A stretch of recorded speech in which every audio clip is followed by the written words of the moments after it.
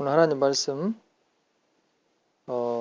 마태복음 6장 19절에서 34절까지 하늘에 쌓을 재물이라는 제목으로 하나님 말씀 나눠 보겠습니다. 자, 오늘 본문은 15절입니다. 좀 길다고 생각할 수 있죠? 자, 예수께서 하늘의 보물을 쌓으라고 시작하십니다. 곧 그 내용을 가지고 여러 가지로 설명을 붙이고 계시는 거예요. 그래서 여러분들이 그 본문을 읽으실 때 보면 어떻게 다른 어떤 내용으로 여러분 이해할 수가 있는데요. 같은 내용을 여러 가지로 설명을 해 나가고 계십니다. 자, 그래서 먼저 19절에서 21절의 내용은 세상을 살고 있는 사람들은 다 세상에서의 그 생존, 존재와 그 다음에 살면서의 그러한 편안함을 누리며 살기 위해서 세상에다가 재물을 모으는데 자기 목숨을 다 바치고 있습니다. 세상에 쌓는 재물은 아무리 많이 쌓아 놓아도 이렇게 좀이나 녹이 슬어 없어지는 것처럼 사람이 잘 알아차리지 못하는 사이에 조금씩 없어지고 망가지고 또는 그러한 재물이 있을 때 도둑들이 구멍을 뚫고 들어와서 훔쳐간다. 이렇게 말씀을 하고 계십니다. 오늘날 그 수많은 그런 재벌들, 돈 많이 가지고 여러 기업들을 가지고 있는 그런 사람들을 보면은요, 그런 분들이 불과 몇십 년을 버티지 못하고 쓰러지는 것을 우리는 보아요. 여러분들 알다시피 그 소니라는 회사가 이렇게 망할 줄 알았습니까? 아니죠. 그런데 그 엄청난 소니가 삼성으로 인해서 그냥 거꾸로 지잖아요. 그런 것 같습니다. 자, 예수께서 이러한 사람들의 재물을 하늘에 쌓아두라고 이렇게 말씀하세요. 여러분은 여러분의 돈을 하늘에 쌓아둘 수 있습니까? 이게 무엇을 말씀하시는 걸까요? 이제 오늘날의 그 교회에 나간 분들은 이렇게 오해를 하고 있죠. 예배당을 짓는데 건축원금을 많이 하는 것, 선교헌금을 많이 하는 것, 가난하고 불쌍한 사람을 많이 도와주는 것,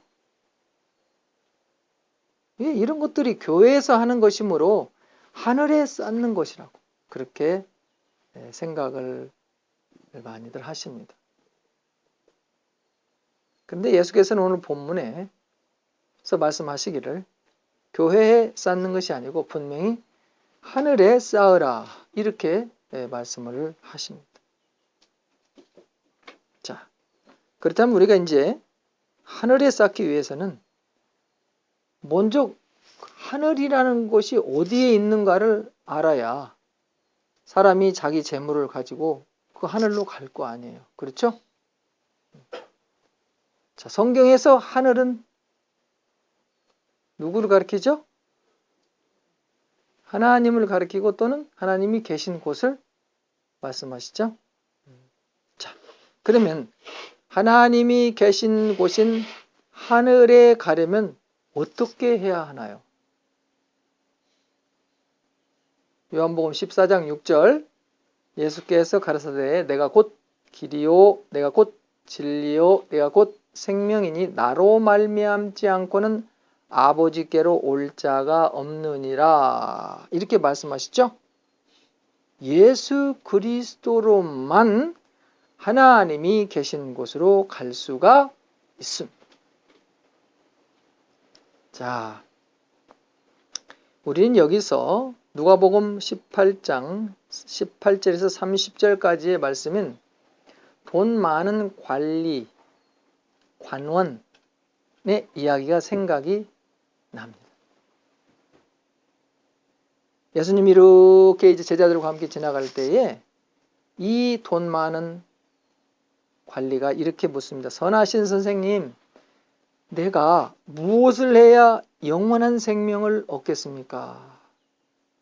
그래 예수님께서 이 선하신 분은 하나님 한 분이신데 너 계명을 알고 있지? 그렇게 이야기하니까 예, 저는 어려서부터 다 지켰는데요. 예수님께서 이렇게 이야기해요. 네게 아직도 한 가지 부족한 것이 있는데 너는 네가 가진 것을 다 팔아서 가난한 사람들에게 나누어 줘. 그러면 네가 하늘에서 보화를 차지하게 될 건데 그리고 와서 나를 따르라. 이렇게 말씀을 하니까 이 사람이 근심을 했어요. 왜 그런다고 그랬죠? 그가 부자이기 때문에 그렇다고 했어요. 그래서 이렇게 근심에 사로잡힌 것을 보고 예수님이 또 이렇게 말씀하세요. 재산을 가진 사람이 하나님의 나라에 들어가기는 참 어렵다. 부자가 하나님의 나라에 들어가는 것보다 낙타가 바늘기로 들어가는 것이 더 쉽다. 내가 진정으로 너에게 말하는데 하나님의 나라를 위하여 집이나 아내나 형제나 부모나 자식을 버린 사람은 이 세상에서 여러 갑절로 보상을 받을 것이고 또한 오는 세상에서 영생을 받을 것이다. 이렇게 예수님 말씀을 하셨습니다. 자, 부자 청년의 이야기는 무엇일까요? 세상의 재물을 가지고 하나님이 계신 곳으로 가서 쌓아두는 게 아니라 세상의 재물을 사용하면 하나님의 재물을 차지하게 된다고 말씀하시죠. 사람은 자기가 가지고 있는 재물, 즉 자기의 보물을 버리지 못하면 하늘의 보물을 차지하지 못합니다. 여러분, 금방 여러분들에게 예수님 말씀드린 것 기억하셔야 돼요. 집이나 아내나 형제나 부모나 자식을 버린 사람은 이 세상에서 여러 갑절로 보상을 받을 것이고 오는 세상에서 영생을 받을 것이다. 여기서 버린 사람은 그걸 잘 생각하셔야 됩니다.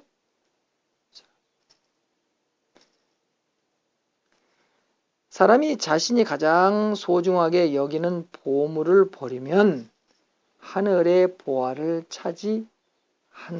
이렇게 말씀하셨어요. 사람의 보물과 사람의 마음은 늘 함께 하기 때문에 그렇습니다. 그래서 21절에 이렇게 예수님 말씀하시죠. 너의 재물, 곧 보물이에요. 보물이 있는 곳에 너의 마음이 있다. 이렇게. 사람의 재물을 하늘에 쌓기 위해서는 사람은 자기 보물인 재물을 버려야 한다라고 말씀드렸습니다. 이렇게 말하면 참 이해하기가 어렵죠. 그래서 예수님은 다음 절을 말씀하십니다. 6장 22, 23절인데 들어보세요. 눈은 몸의 등불이다. 그러므로 네 눈이 성하면 네 몸도 밝을 것이요. 네 눈이 성하지 못하면 네 온몸이 어두울 것이다. 그러므로 네 속에 있는 빛이 어두우면 그 어두움이 얼마나 심하겠느냐. 본문에서 이 눈은 인간의 지각이나 판단을 이야기하는 것이죠. 하나님의 지각을 가리키는 데 사용하는 것이죠. 그리고 이 빛은 예수를 나타나죠. 그렇죠?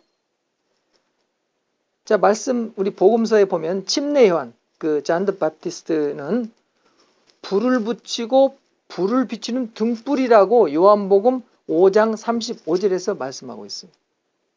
침례 요한은 등불이고 등불에서 나오는 빛은 예수라는 말이에요. 자, 눈은 사람의 마음과 연결되어 있습니다.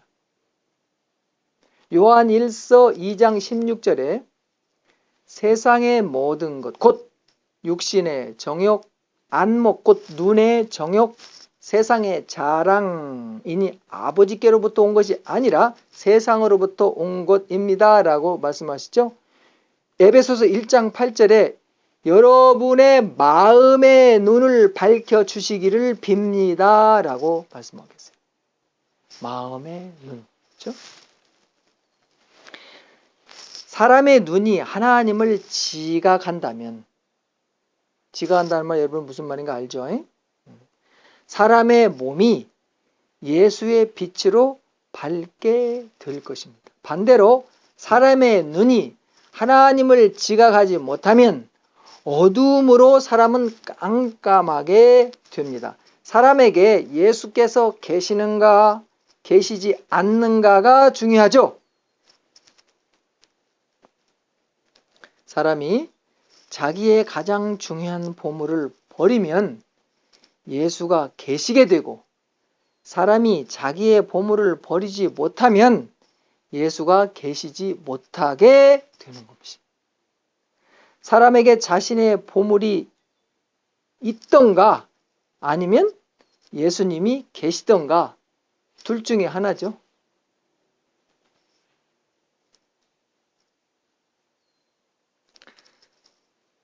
그래서 6장 24절에 이렇게 본문에서 예수님도 말씀하세요. 아무도 두 주인을 섬기지 못한다. 한쪽을 미워하고 다른 쪽을 사랑하거나 한쪽을 중하게 여기고 다른 쪽을 업신여길 것이다. 너희는 하나님과 재물을 함께 섬길 수 없다. 사람은요, 자신이 가장 중요하게 생각하는 보물을 버리면 예수님을 얻을 수 있습니다. 반대로 자신의 보물을 계속 간직하면 예수님을 얻을 수가 없습니다.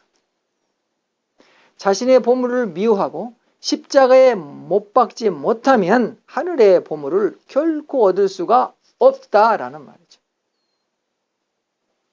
자기의 보물이 있는 곳에 자기의 마음이 있기 때문에 그렇습니다. 사람은 자신의 보물이거나 하나님이거나 한쪽만을 택할 수밖에 없는 존재예요. 근데 여러분, 사람에게 가장 소중한 것은 무엇이겠어요? 자기 자신입니다. 이것을 여러분들이 부인해도 이것은 어쩔 수 없는 사실이에요. 이것은 창세기 3장에서 동산 중앙에 있는 열매를 따먹어도 결코 죽지 않고 오히려 눈이 밝아져서 하나님처럼 될 거야 라고 하와에게 속삭인 그 서펜트, 그 말을 듣고 사람은 뭐예요? 자기의 결단으로, 자기의 판단으로 열매를 따먹게 된 게 사람이죠. 그래서 사람은 누구든지 마음 가운데 자신은 죽지 않고 자신은 하나님으로 살아야 한다라는 그러한 꺾어질 수 없는 의지가 늘 작동하고 있습니다. 자, 이 말씀에 대한 많은 반론이 있어서 한 가지 예를 이제 들려고 합니다. 며칠 전에 어떤 도시에서 그 가스스테이션에서 휘발유를 넣고 있던 어떤 청년이 있었는데, 넣고 있는데 갑자기 차 한 대가 들어오더만 그 휘발유 주유기를 쾅 차로 받았어요. 그러니까 주유기가 팡 자빠지면서 불이 났어요. 불이 나니까 반사적으로 그 청년은 어떻게 했어요? 거기서 팍 도망갔어요. 그런데 주유기가 아직 터지지는 않고 불이 막 붙어 있는데 그 청년 1초도 안 돼서 다시 와가지고 그 부딪힌 차 속에 사람을 이렇게 탈출시켰어요. 근데 마치 그런 상황을 내가 볼 때 이 사람은 참 잘 훈련된 사람처럼 아주 침착하고 아주 민첩하게 행동을 하고 있었어요. 정말 단 몇 초 만에 그 락아웃된 그 실신한 사람을 이렇게 탈출시켰어요. 그래서 이 사람을 알고 보니까 이 사람이 이렇게 훌륭한 일을 한 이 청년은 그날 쉬고 있는 비번인 그 마을의 경찰관이었어요. 아마 이런 청년들은 주유소 탱크가 터졌어도 차 속에 있는 사람을 구하려고 했을 거예요. 많은 사람들은 이런 일이 어떻게 자신만을 생각하는 일입니까? 라고 의문을 제시할 수 있습니다. 그러나 이 청년이 이렇게 움직일 수 있었던 모든 배경에는 인간 중심적 사회에서 인간을 중요시 여기는 교육과 실제적 상황을 대비한 훈련과 또 그러한 경험에서 어떤 돌발적 사고에 귀중한 생명을 구조할 수 있었던 것이죠. 경찰의 기본 임무는 인간의 생명을 보호하는 데 있는 것입니다. 그래서 이러한 행동의 원인은 사회적 의지의 표현인 것이. 곧 나의 존재가 중요한 만큼 다른 사람의 존재도 중요한 것을 알고 있다는 것입니다. 그래서 사람은 자신이 존재하기 위해서는 다른 사람이 꼭 필요하다는 것을 알고 있어서 사람은 서로 모여서 사회라는 집단을 형성하고 살고 있습니다. 사람의 집단에서 각자가 살기 위해서는 사람들에게 필요한 것들이 많아지고 또는 복잡해집니다.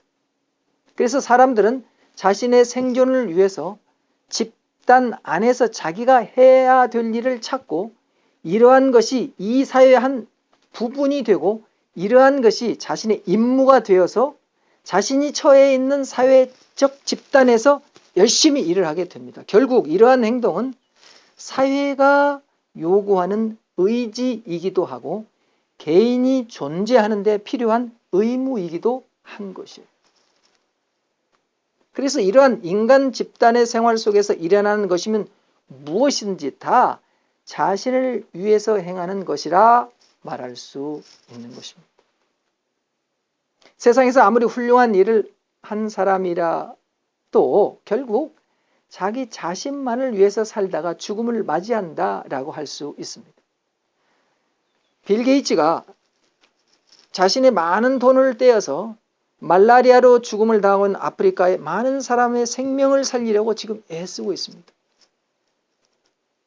이러한 것들도 기본적으로 사회가 요구하는 의지인 것입니다. 그러나 다수의 사람들은 이러한 것을 하지 못하기 때문에 이러한 일을 하는 자들이 존경을 받게 되는 것이에요. 그러나 이러한 것들도 결국에 자기를 위해서 하는 것입니다.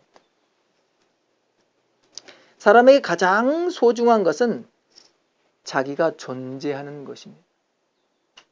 그래서 사람은 자신이 존재하기 위해서 무엇이든 합니다.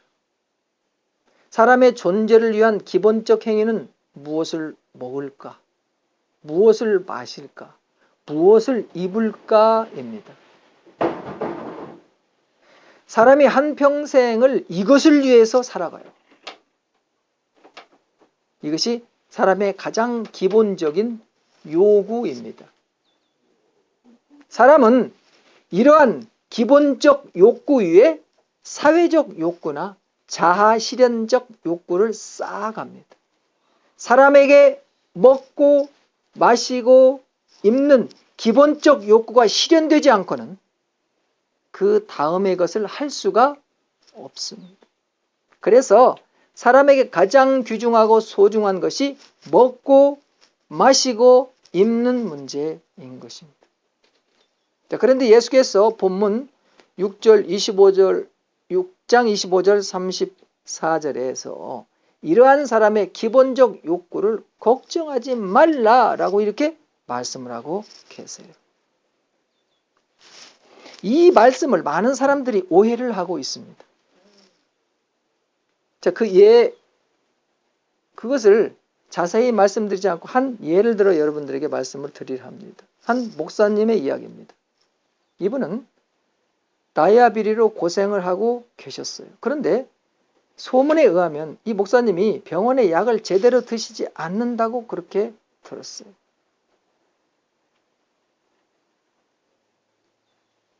그 후에 인사를 드릴 겸해서 그 목사님의 집에 방문을 한 적이 있습니다. 그래서 그때 간단히 예배를 마치고 건강에 대해서 여쭈어 보았을 때 목사님의 그 요구는 한결같았어요. 내 병은 성령의 능력으로 낫게 될 거야. 그러니 하나님께 기도해 주세요. 라는 그런 말씀이 있었어요. 이 일이 있은 후에 한 1, 2년이 지났는데 이 목사님이 돌아가셨다는 소식을 듣게 되었습니다. 참 마음이 먹먹하게 하는 것은 목사님이 한국에서 어떤 기도원에서 자신의 병을 위해서 기도하시다가 돌아가셨다는 말을 듣게 되었을 때였습니다. 그래서 목사님 사모님이 남편의 장례를 다 치르고 다시 집으로 돌아오셨다는 말을 듣고 방문을 했습니다. 그리고 목사님이 돌아가신 가장 큰 원인을 물었을 때에 사모님의 대답은 목사님이 병원을 가시지 않고 약을 제대로 드시지 않아서 이렇게 빨리 돌아가셨다라고 말씀을 하셨어요. 자, 하나님께서 사람을 어떻게 세상에 살게 하십니까? 하나님께서는 사람의 방법을 사용하십니다. 하나님께서는 사람을 살게 하시는데 갑자기 또는 특별하게 그렇게 하시지 않으세요. 사람은 엄마 뱃속에 10달이라는 그런 긴 시간이 필요합니다. 그리고 사람이 성인이 되려면 약 20년이 걸리죠. 그리고 사람은 죽음을 맞을 때까지 자라게 되어 있습니다.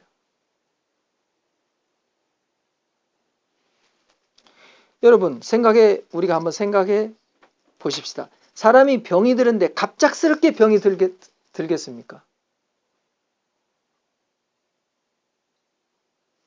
오랜 동안 사람의 몸속에서 무언가 잘못된 것들로 인해서 부작용이 일어난 것이 병이잖아요.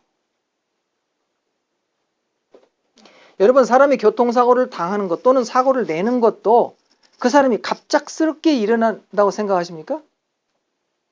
사람은요, 자신의 잘못된 행동이나 잘못된 성격으로 인해서 안전 운행에 필요한 기본적 규칙을 지키지 않으므로 이러한 것들이 자신의 습관으로 만들어짐으로 사고를 내기도 하고 당하기도 하는 거예요. 그래서 이러한 모든 것들은 단순간에 갑작스럽게 어떤 0.5초 내에 고쳐지지 않습니다. 이러한 것들을 고치는데 사람은 자신이 하기 싫은 훈련을 해야 할 때도 있는 거예요. 하나님의 성령께서 사람을 고치시는데 의사의 손을 사용하십니다. 하나님의 성령께서 사람의 잘못된 버릇을 고치는데 적당한 책찍질을 하세요.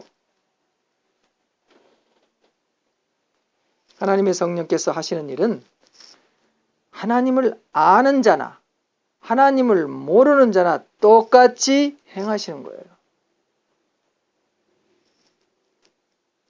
여러분, 좀 어려운 말씀을 사람이 자신의 인생의 시간을 지나면서, 즉 크로노스의 시간을 지나면서 카이로스의 시간을 얻는 것입니다. 좀 어렵고 철학적인 말씀을 드렸는데 어떻게 쓰다 보니까 즉 사람이 자기 인생을 살면서 예수 그리스도를 듣는가 아니면 듣지 못하는가 하는 이 두 가지인 거예요. 아무리 교회에 나가고 평생을 믿었다 해도 그리스도를 보지 못하고 듣지 못하면 멸망의 삶으로 규결되는 것입니다. 그리스도의 말씀을 듣고 하나님을 믿게 되면 정말 먹고 마시고 입는 것을 걱정 안 해도 됩니다. 제가 이렇게 말씀드리면 귀가 번쩍 하시죠? 이것이 사람들의 공통된 반응이에요. 다시 말씀드리면 사람의 인생 속에서 예수 그리스도의 말씀을 듣고 하나님을 믿게 되면 하나님은 자신의 아들을 분명히 생명의 길로 인도하십니다. 이것은 하나님의 약속이고 언약이에요. 하나님은 시건치 않으시는 분이에요. 사람이 아니기 때문에. 그러나 그 길은 사람이 원하는 그러한 길이 아니고 하나님의 길인 거예요. 이 길은 사람이 오해하고 있는 길이 아니라 십자가의 길이라는 것이에요. 정말 하나님을 믿게 된 사람도 세상 가운데 살면서 자신의 삶을 걱정하고 근심합니다. 그러나 자신의 삶을 대하는 태도가 달라지게 되는 거예요. 자신의 걱정과 근심을 예수 그리스도의 십자가에 놓을 수 있는 성령의 능력이 함께 계시기 때문에 그래요. 자신의 걱정과 근심을 십자가에 놓을 수 있는 사람은 오히려 세상 속에서 살면서 자신이 무엇을 더 훈련해야 되지? 내가 무엇을 더 열심히 해야 하지? 내가 무엇을 더 발전시켜 나가야 하지? 하는 것을 아는 자인 거예요. 그래서 그런 사람들은요, 감나무에서 언제나 감이 떨어져 내 입속에 들어올까를 생각하지 않습니다. 자신이 생활 속에서 어떻게 행해야 하는가를 아는 자는요, 결코 무엇을 먹을까, 무엇을 마실까, 무엇을 입을까를 걱정하지 않아도 돼요. 이미 내가 어떻게 살아야 하는가를 다 알기 때문에 여러분, 지금 예수님이 뭘 말씀하신가 여러분 이제 좀 이해를 하십니까? 예수님이 걱정하지 말라 그러니까 그러면 나 지금부터 이제 예수 믿은 게 나는데 열중 샷 하고 있으면 예수님이 알아서 모든 걸 다 해주셔? 이게 아니라는 거예요.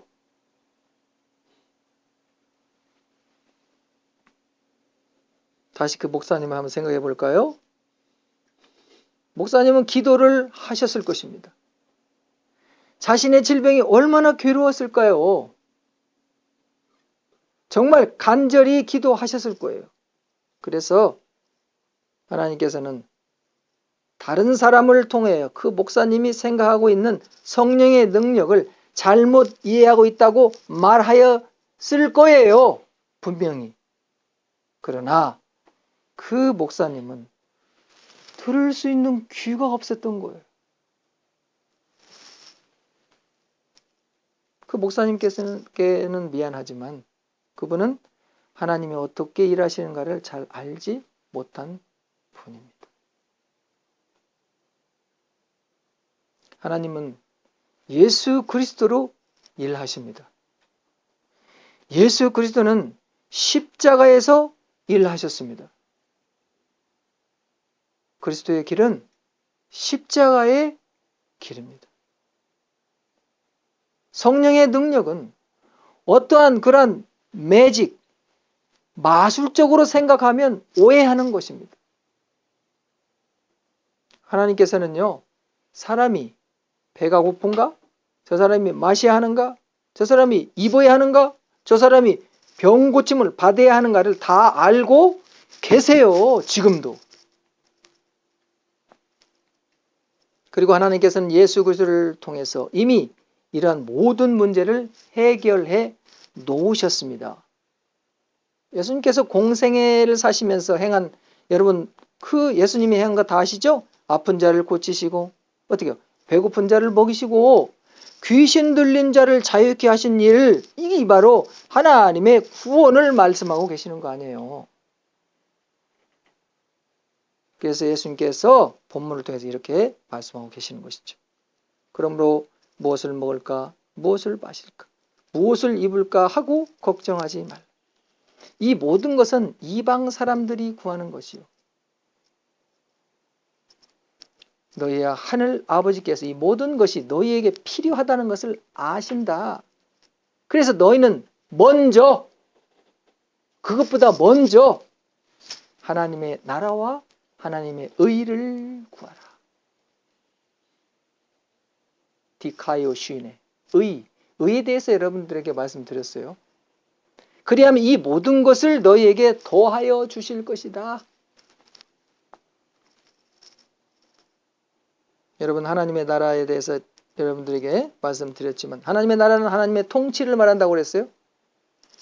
즉 사람이 하나님의 통치를 받는 것이죠. 즉 하나님의 의를 구하는 것입니다. 즉 예수 그리스도의 통치를 받는 것이고 곧 그리스도와 함께 십자가의 길을 가는 것입니다. 십자가의 길은 자신의 보물을 버리는 것입니다. 결코 자신이 버릴 수 없는 것이 무엇인가를 생각해야 합니다. 이것이 자신의 보물인 거예요. 이것을 고집하여 꼭 쥐고 있으면 하나님이 주시는 하늘의 보물을 얻을 수가 없어요. 줄 수가 없어요. 여러분, 원숭이를 잡으려면 간단하다고 그러죠? 겨우 손 하나 들어갈 만한 구멍을 파고 그 안에 바나나만 딱 하나 두면 잡을 수 있다고 그러죠? 왜 그랬어요? 원숭이는요, 그 바나나 먹으려고 손을 싹 집어넣고 주먹을 딱 쥐고 이제 주먹을 쥐니까 어떻게 해요? 못 나오죠? 원숭이는 거기서 계속 그러고 있는 거예요. 그러면 사람에 가서 원숭이 딱 잡으면 된다고 그러죠? 이게 똑같아요, 사람하고. 여러분, 사람도 자기가 가지고 있는 것을 꼭 쥐고 놓지 못하면 그 사람은 결국은 멸망당하게 됩니다. 그리스도는 사람이 자신의 것을 놓으라고 말씀하십니다. 아니, 사람이 자신의 것을 놓지 못하기 때문에 성령을 의지하라고 하십니다. 사람은 자신의 것을 놓기 위해서 많은 고생과 어려움과 고통을 당해야 합니다. 이 사람은 자신이 아무리 노력을 해도 자신의 것을 놓지 못한다는 사실을 알게 됩니다. 이때 그리스도는 십자가를 짊어진 자신을 소개하는 것이에요.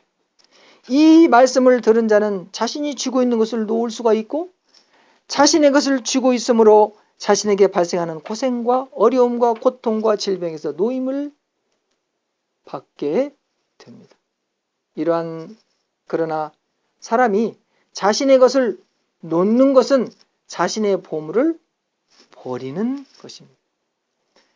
사람은 결코 자신의 보물을 버릴 수 없어요.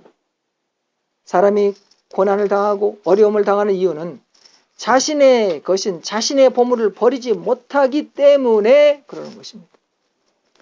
사람은 자신의 것을 쌓기 위해서 열심히 노력하고 고생합니다. 이것이 사람의 인생입니다. 예수님은 사람이 자신의 보물을 세상에 쌓지 말고 하늘에 쌓으라 라고 말씀을 하십니다. 곧 인생이라는 그러한 여정 속에서 먼저 하나님의 나라와 하나님의 의를 구하라고 해답을 우리에게 주셨습니다. 이것이 세상의 재물을 가지고 하늘에다가 재물을 쌓는 것이라고 말씀을 하십니다. 여러분, 교회에 헌금을 많이 하고 봉사를 많이 하고 착한 일을 많이 하고 선교를 많이 하고 구제를 많이 하면 하늘에다가 재물을 쌓는 게 아님을 여러분이 아셨죠? 오히려 사람이 자신의 보물을 하늘에 쌓게 되면 곧 하나님의 나라와 그의 의를 얻게 되면 그 후에 진정한 헌금을 하게 되고 진정한 봉사를 하게 되고 진정한 착한 일을 하게 되고 참다운 선교와 진정한 구제를 하게 되는 것입니다. 하나님의 재물을 쌓는 것은 사람의 일상생활에서 일어납니다. 사람들은 흔히 일어나는 일상을 무시하고 그냥 넘어가 버리죠. 그리고 자신의 일상 속에 특별한 어떤 사람이 방문을 한다든가 때로는 자기가 특별히 아프게 된다든가 이런 어떤 특별한 상황이 발생되면 이러한 걸 가지고 걱정하고 고민을 합니다. 그러나 이러한 모든 일은 일상에서 일어나는 것이에요. 그리스도인은 일상을 지루하게 보내지 않습니다. 모든 게 특별하고 새롭기 때문에 그래요. 왜 그렇습니까? 모든 게 십자가에 버려져야 하고 버려진 것이 새로운 것으로 다시 일어나기 때문에 그렇습니다. 다른 사람들이 볼 때는 지루한 생활인 것 같이 보이지만 그리스도인은 결코 하루하루가 지루하지 않습니다.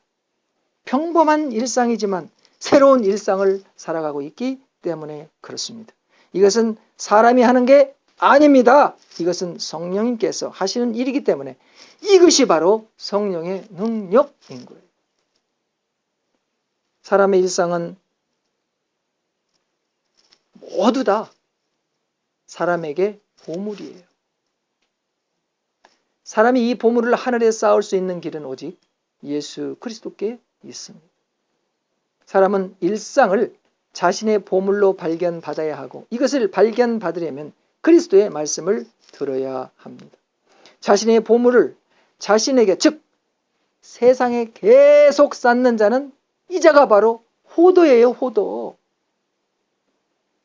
그러나 그리스도의 말씀을 듣는 자는 자신의 보물을 발견받고 자신의 보물을 쥐고 놓지 못하는 바로 자기 자신이 멸망으로 가고 있다는 사실을 깨닫게 되고 자신은 자신의 보물을 놓지 못하는 존재임을 인정하고 자신이 놓지 못하는 것을 예수께 의지하여 예수와 함께 십자가를 지는 자, 이 자가 바로 자신의 재물을 하늘에 쌓는 자인 것입니다.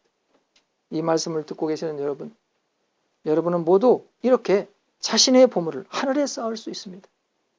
그리스도께서 여러분과 함께 계시기 때문에 그래요. 지금 말씀으로 그리스도께서 함께 계시기 때문에 그렇습니다. 그래서 우리는 마음의 문을 열어주실 것을 기도하십시다. 기도드립니다. 하나님, 마음의 문을 열어주시옵소서. 그리스도의 말씀을 듣게 하시고 정말 하나님 귀를 열어주시고 볼 눈을 허락하여 주시옵소서. 아버지 하나님, 저희들이 정말 삶 속에서 일상 가운데에서 우리가 가지고 있는 모든 게 다 우리의 보물이고 재물이라고 주님 말씀하여 주셨습니다. 이러한 것을 주여 이제 계속 나의 것을 그냥 이 자리에서 쌓으려고 또 쌓고 또 쌓는 이런 호도와 같은 인생을 살지 않게 하시고 그래서 결국은 그것들로 말미암아 멸망 가운데로 가는 그러한 불쌍한 처지가 되게 하지 말아 주시옵시고 나의 보물을 예수 그리스도께 다 드릴 수 있는 그러한 지혜로운 자들, 현명한 자들, 성실한 자들, 착한 자들, 선한 자들 되게 주님 도와주시옵소서. 우리 주님 거룩하신 예수 그리스도 이름으로 기도드리옵나이다. 아멘.